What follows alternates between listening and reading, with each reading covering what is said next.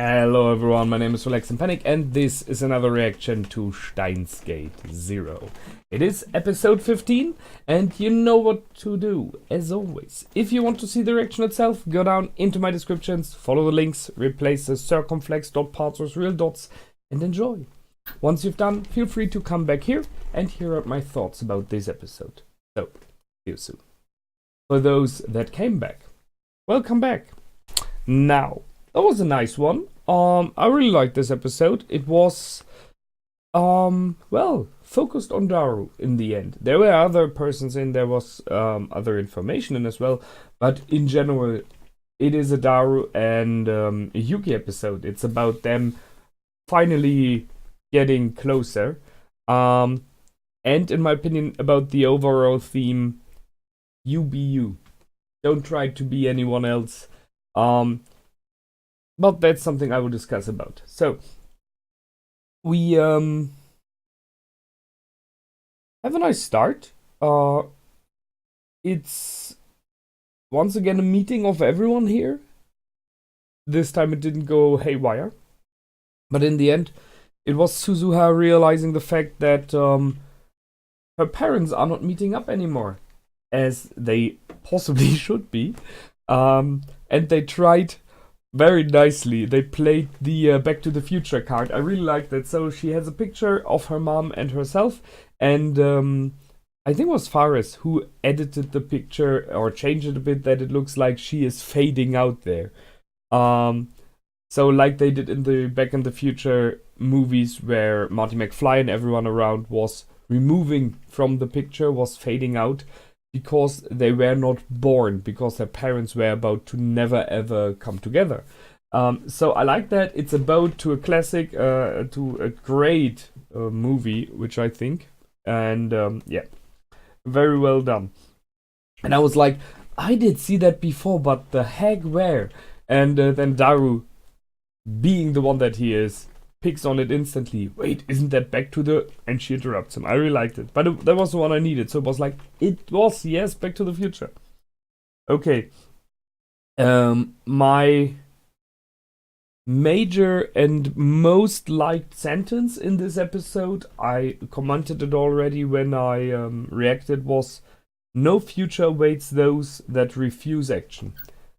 Which is partially true, you know? Even those who do not do anything will still have some kind of a future, but it's a future that you did not actively influence. You just take what you get. So yes, sometimes you have to take charge, sometimes you have to move and do something. I like it. That was a nice sentence, very well. They jumped on Daru. I mean, in the end, I feel sorry for him very, very much. Because he was in the room with, I don't know, 5, 6, 7 girls, something like that.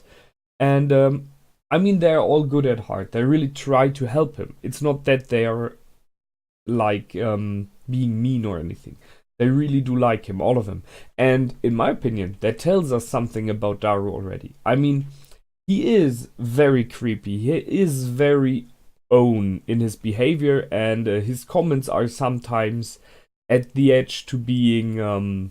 problematic, sometimes maybe a bit even over that, but still the girls do like him, which tells us that he is charismatic if he wants to, and he is a kind heart, he is a kind person. So and the girls see that, and that's why he's able to, even though being the way he is, interact with them and talk with them, at least sometimes. And they want to help them. I like that. Sure, there's this romance thing going on. They want to have this romance going further. All of them, I think. So they try to give him ideas and what to do, you know, entertain and everything. And while they started that, which they pushed massively with Maho, then kind of brainwashing him, I already mentioned it before the series mentions it. It's just not right. I mean, I understand the idea, and you can get some ideas from others and hints from others, but in the end, she did go out with him. Yuki did go out with him in the past, and actively on her own kind of chased him because she likes him the way that he is. Sure, there may be things she doesn't like. We don't know. It might be. But in general, she seems to like Daru, the person that he is. And when he puts on a suit and goes to fancy restaurants as they did and talks eloquently instead of stumbling over his words and being shy, it's a complete different person. And you could see that. I like that they bring this in the episode. It may not be necessary for the major main story, but it is so important for this character, I think, and for its development. So he needed the push, no question there. He stated that himself later on.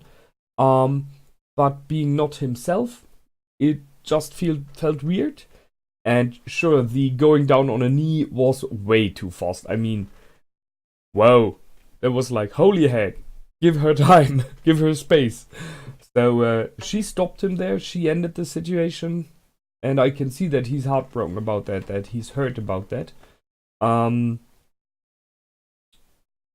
But in this situation then, when he talks to Suzuha about it, you can see the one thing, again, why Yuki likes him. He is grown up. He is a man. He is self-aware. And he understood and he reflected the whole situation and acted. He was afraid like hell. You could see why he was calling her. But he did the step. He did not, well, he apologized for the day and he said, please give me another chance. And she did. So, I like it. There was a good one. Realizing himself, but his daughter Suzuha as well, realizing this is my dad. I cannot change my dad from who he is. I don't have to. It's the one that the mother that Yuki fell in love with. So it's good. And it worked out like a charm. I mean, they did not comment it. They just showed us the second date. And it was good. It was surely not the date you would see on movies in general. You always have these candlelight dinners and fancy riding in an open chariot through a park with a white horse and stuff like that.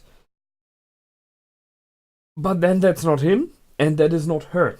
She's a cosplay girl, so sure she would go to a nice and very, very small restaurant instead of a huge one with candlelight. And sure she would like to go testing out cosplay costumes for him and looking at him while he does stupid things. I don't know if this we have a wording where I live, but I'm just searching for it. There's like but I don't know the English words right now. In the end, you could say like there's a cushion for every bed, something like that. You know, there's someone who fits who fits someone always, but not everyone fits everyone. So you have to find the one person or the 2 or 10. I mean, we have a long life that are fitting for you, and you may not be fitting for everyone either. So she seems to be his. And he can be happy about it because, in my opinion, a girl like her is rare to find. Good looking, smart, and into cosplay. That's a mix you will have to search for. I mean, there are some out there, but there are not so many. And there are way many more Darus out there, I think. Maybe not that intelligent, however. He's unique in his very own way. So, we got a bit of background information on Suzuha and her mother. So there was a sad one. So her mother died rescuing her daughter. I mean, it's the ultimate sacrifice. And as harsh as it may sound, it's possibly something that Yuki, as a grown-up mother, would have said is like one of the best ways to go out. Save your own kids is rescue them from danger or death is something you want to do as a parent. It was sad, it was harsh for Suzuha because she blames it on herself. I don't know about the enough about the background there in this future. if it's like you're trained into not shouting or running on the street because those drones will see you and realize you. That may be, so it might have been partially her fault. But in general, it is not mainly her fault. It is if you're in a war zone, stuff like that can happen all the time. And she was being herself. She saw her mother. She was happy. She shouted for her. Who is to blame for that? Seriously. So she's a bit harsh on her there. I see why. And it is for sure a tragic moment that will stick with her forever. But the same way, hopefully, the end of this episode will stick with her. And there was a great scene when she broke down in her arms and cried. I liked that. And Darren's sitting nearby with his back to them, but for sure listening.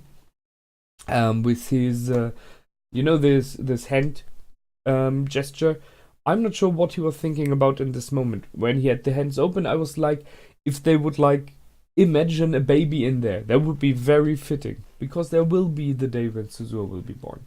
But then maybe it's like, I will keep them. I don't know. There's a lot you can interpret. But it was a great scene, a powerful one.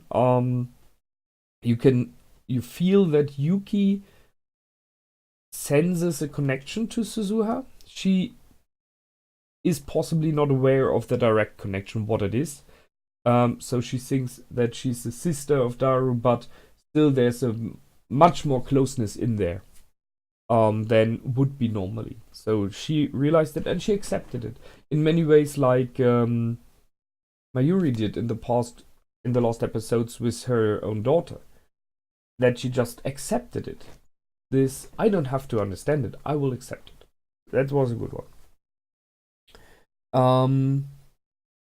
As I said, a lot of feelings in this episode. And I like it. I really do. We have in the background running a story still with Ocarina. So he is being charmed, you could say, by Professor Leskinen. And I see it with a wary eye that he is about to lose his connection to the others. It's something that started with Steins Gate Zero from the beginning. He was about to educate himself. They had already lost their connection then, and they rebuild it, and now he's drifting away again.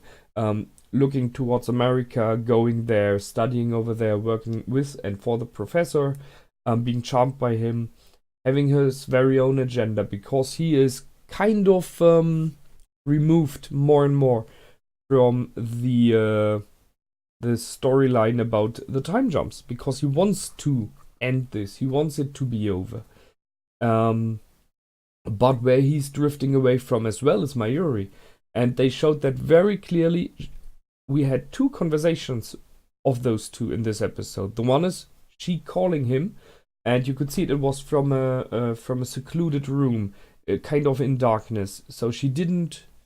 I don't know if she didn't want the others to hear it, but she kind of invited him because she was aware that everyone is there, all his friends are there, and it would be a good time, And she wants to have him there, and he just said he can't at the moment, which was not correct. He would have had the time. He could have gone there together with Maho, but he chose to not do it. So that's the first one. He did choose to go a different way. And in the end, we have Mayuri sending him a message. And that was a very clear one. I mean, that is way more than she normally pushes. She says, can we meet? I have a lot to talk about with you. That's not like, let's meet for coffee or stuff like that. It is, there's an urgency in there. She is aware, I think, something is going wrong. And I think he would have taken up on that. But then the professor once again showed up. And he forgot about it then. At least it seems. I mean, we may have the next episode starting that he answers her. It might be. But it feels very much like he forgot the message and is not replying. And Mayuri is someone who's good at heart. So she will not take this bad on him, as we know. But I feel like it's a drifting apart there. And seeing that this relationship between Ocarina and Mayuri was always in the center of Steins Gate, especially of the original Steins Gate. He did everything to save her. I mean, he was about to kind of destroy the universe for her. He did really everything for her. He even sacrificed his love for her. And when he had to choose between her and Marquise Kurizu. So it is weird to see that he now is kind of not actively, just out of not thinking about it, it seems, distancing himself from her. I do not really understand why. But well, people change, so it is possibly the being in the studies there. We will see. And last but not least, we have Shina Kagari in the end. So it seems like she watched the scene between Suzuha and her parents and is standing up there. So those two, the kind of sisters, clashed in the past, and as we know, as we all have seen, there was a bit of misunderstanding, especially in the last time second last time they met, before Kagari was brainwashed again. And both kind of wanted to apologize, but they never were able to. So there's still this emotion-packed problem between the two of them, a misunderstanding, and it might go really down due to that, because they misinterpret what the other one is doing. The question is, what will Kagari go for? She could follow Suzuha now, and Suzuha was about to do something. It looked very much like it. She was determined in this moment. You could see it in her face when she left her parents. She was about, okay, I will not be the third wheel anymore, she said. And I asked myself if she will use a time machine. Not sure for what. Or if she will go searching for Kagari, or I can only guess. But she was leaving, and the others were leaving in another direction. Now, will Kagari go after Suzuha? Which I think it would be hard, but it could end in the death of a Suzuha, because her storyline is kind of finished there. I'm sorry. Or is she going after her parents? Which would be, well, let's say we had a nice episode and all is fine. So it would be fitting to now destroy it all again, because they like to do that. I see both options. We will see. Okay, I think that's it for this time. I hope you liked. I did for sure, as always. I really like this series. It's very entertaining, and this time with a lot more of emotions. So I will see you the next time. And until then, feel free to comment, like, and subscribe. My name is Relax and Panic. Goodbye and out.